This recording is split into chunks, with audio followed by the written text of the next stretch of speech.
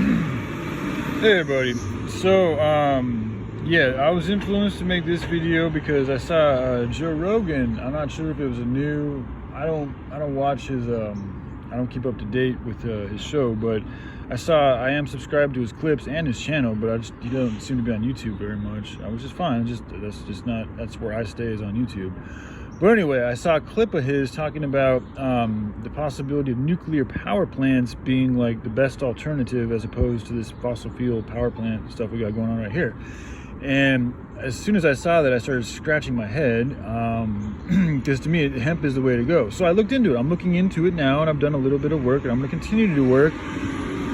But now there are a lot of good things that I didn't know about concerning nuclear power plants, but there's also a lot of bad things, and it's just like when you comparison to hemp, like, it's just not a comparison in my opinion. But I want to give it the benefit of the doubt, and I respect Joe Rogan and a lot of people he has on his show, so I really want to take a very detailed approach to this and find out which is the best alternative, hemp or things like hemp, or possibly a nuclear power plant.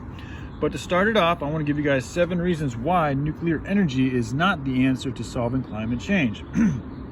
This information is from oneearth.org. All right, this is very brief, but here we go.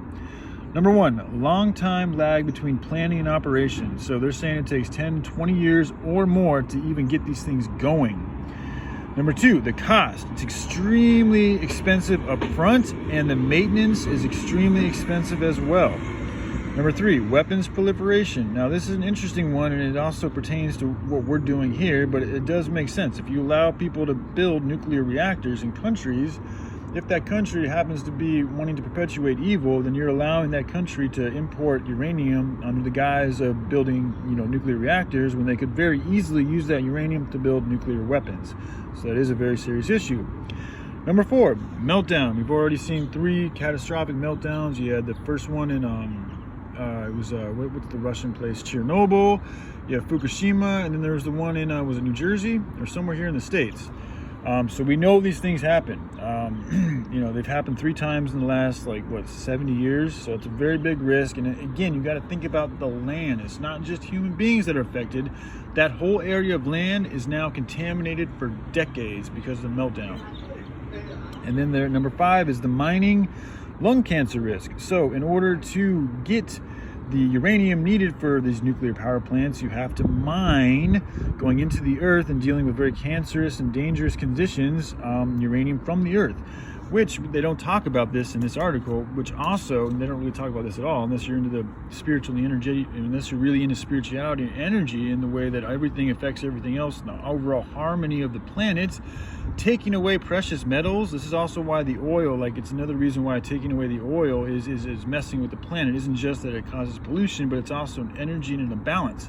That oil has its own energetic frequency that affects an area a certain way. When you take that away, you're taking away an element that was naturally, karmatically, energetically supposed to be there, and now we're taking it away and using it for the perpetuation of more of an evil empire.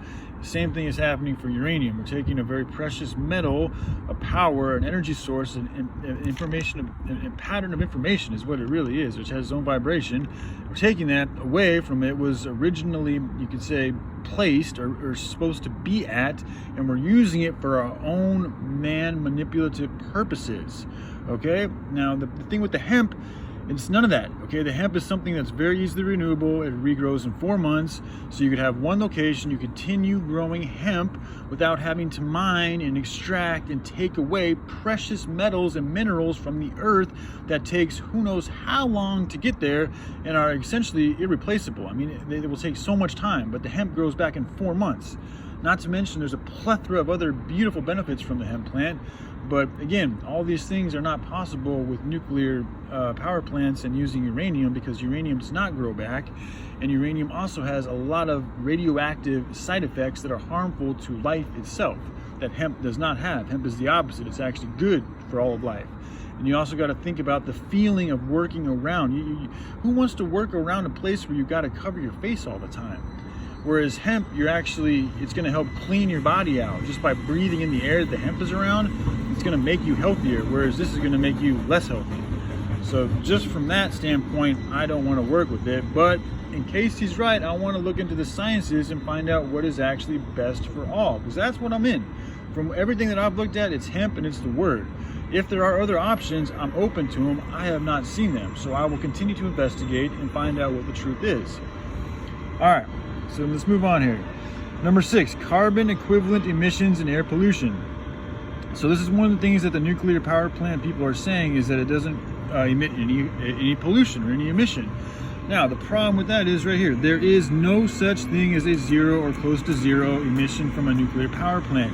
And that goes back, this is again the way they word things. Like once the power plant's going, yeah, of course, it's not going to emit anything. But do you know how much pollution and carbon emission it took to get that power plant going? And also how much pollution and carbon emission it takes to keep the mining operation going, to keep the uranium flowing. So there is pollution, there is carbon emission. It's just, again, it's the way they word shit. So right then and there it's deceit. So anything that's in line with deceit is going to have a negative sinful spirit attached to it, which is going to help perpetuate more sin when we're trying to, I am working to stop perpetuating that. We all got shit we got to work with, but we can at least live in a society that does not want to continue to perpetuate that evil, that backwardsness.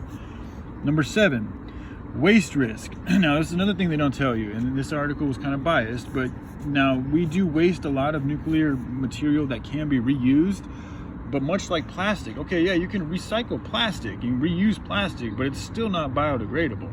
So as long as we continue producing plastic, even though we can reuse it for other things, we're still perpetuating more trash that is not biodegradable, that is killing our ocean, it is killing a lot of life forms, and also perpetuating evil businesses.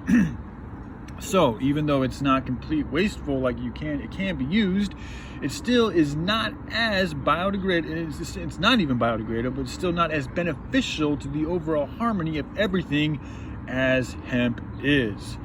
So, all right, I love you guys. Hope you have a good day. All right, bye.